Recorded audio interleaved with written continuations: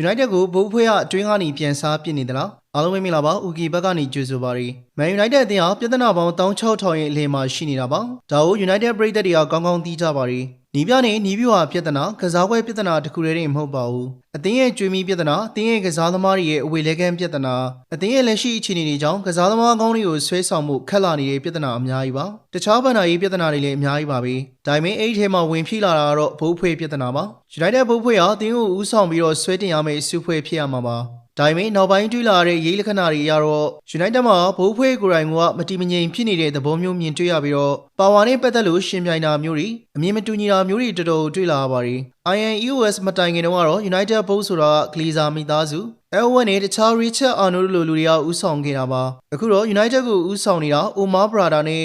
Weghorst တို့အဓိကဖြစ်ပါတယ် Christopher Vibe ဆိုတာလေလူသိခေါ်ရွေးနဲ့အည်သွေးရှိကစားသမားတွေရှာဖွေရေးပိုင်းကိုပဲတောင်းယူထားရတာဖြစ်ပါတယ်။ United ရဲ့ဘိုးအဖွဲ့တွေမှာမတည်ငြိမ်မှုတွေကိုနယူကာဆယ်ကနေခေါ်ထားတဲ့အားစားဒရိုက်တာ Dash Award ဖြစ်စဉ်မှာစပြီးတော့တွေ့ခဲ့ရပါတယ်။ဒီဒရိုက်တာကိုရော်ကြီးပါပြီးခေါ်ပြီးမှအဲဒီတန်ဟက်ကိုဆက်ထားခဲ့တဲ့ကိစ္စနဲ့ပတ်သက်ပြီးတော့ပြန်ပြီးတော့ထုတ်ပြလိုက်ပါတယ်။ဆိုတော့တန်ဟက်ကိုဆက်ထားရေးဆုံးဖြတ်ချက်ဟာ Award တောင်းယူလုပ်ခဲ့တာဖြစ်ပြီးတော့အစင်မပြေတော့သူတောင်းယူလိုက်ရတဲ့သဘောပါ။နောက်တစ်ချက်ကတော့သူကအမော်ရင်ကိုသဘောမကျဘဲနဲ့စောက်ဂိတ်လိုနီးပြမျိုးခေါ်ကျင်ခဲ့တာကြောင့်အမြင်မတူမှုတွေလည်းရှိခဲ့ဟန်တူပါတယ်။အဲဒီနောက် United ဟာ Brada ရဲ့ဆုံးဖြတ်ချက်နဲ့အမော်ရင်ကိုခေါ်ဖို့လုပ်ခဲ့ပါတယ်။အမော်ရင်ကို United ရဲ့နောက်ထပ်ဒရိုက်တာတယောက်ဖြစ်တဲ့ Weghorst ကသိပြီးတော့သဘောမကျပါဘူး။ဒါပေမဲ့အဲ့ဒီချိန်မှာ Brada အသင်းကိုတောင်းယူဦးဆောင်နေတာမျိုးဆိုတော့ Brada ပို့ပြီးတော့ပါဝါကြီးပို့ပြီးတော့ဆုံးဖြတ်နိုင်နေခဲ့တဲ့သဘောပါ။ Sporting ကိုရော်ကြီးပေးပြီးတော့အမော်ရင်ကိုခေါ်လာခဲ့ပြီးတဲ့နောက်ဘာတွေဖြစ်သွားလဲဆိုတာအားလုံးသိပြီးသားဖြစ်မှာပါ။ရော်ကြီးပေးပြီးတော့အမော်ရင်ကိုထုတ်လိုက်ရပါတယ်။ရော်ကြီးအောင်အမော်ရင်ခေါ်လာတဲ့နီးပြအဖွဲ့ကိုပါဘေးရတာပါ။ဆိုတော့ဒီဆုံးဖြတ်ချက်ကလည်းအလုံးမဖြစ်သွားပြန်ပါဘူး။ဒီနောက်တော့ United ဘုံမှာပို့ပြီးတော့ဆုံးဖြတ်လာနိုင်တာ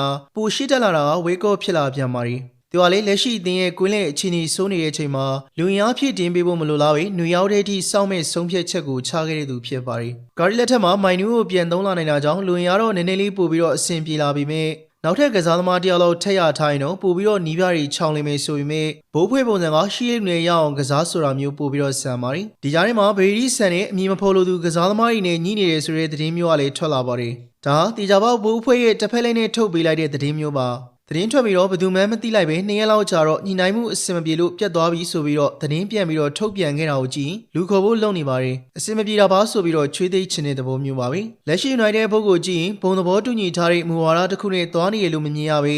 ဘသူကပါဝါပူရထားတဲ့ပုံမူတည်ပြီးတော့အဲ့လူရဲ့ဘက်ကိုရင်းနဲ့ဆုံးဖြတ်ချက်မျိုးတွေလုပ်နေတဲ့ပုံစံမျိုးပါဒါကောင်းတဲ့ဘုတ်ဖွဲ့တစ်ခုရဲ့အသွင်ပြင်မျိုးမဟုတ်နေပါဘူးအစိုးဆုံးကတော့2028မှာ EPN ယူမယ်ဆိုတာမျိုး project တွေကိုမလိုအပ်ဘဲအများကိုထုတ်ပြတာမျိုးတွေနဲ့သူတို့နဲ့ချိတ်ဆက်နေတဲ့မီဒီယာသမားတွေစီကနေပရိသတ်ကိုလှည့်ပြဖို့သတင်းတွေခဏခဏထုတ်ထက်တာမျိုးတွေပါဒါငကိုတဲ့ကအာယုံစိုက်မှုကိုပြရထားတဲ့အသင်းပေါ်ပို့ပြီးတော့ဖိအားများစေပါတယ်ဘာတွေဆက်ဖြစ်မလဲဆိုတာကိုစောင့်ကြည့်အောင်မယ်ဆိုပေမဲ့ United ဘုတ်ဖွဲ့တော့တန်တရားနဲ့ဆက်ပြီးတော့စောင့်ကြည့်ကြရအောင်ပါ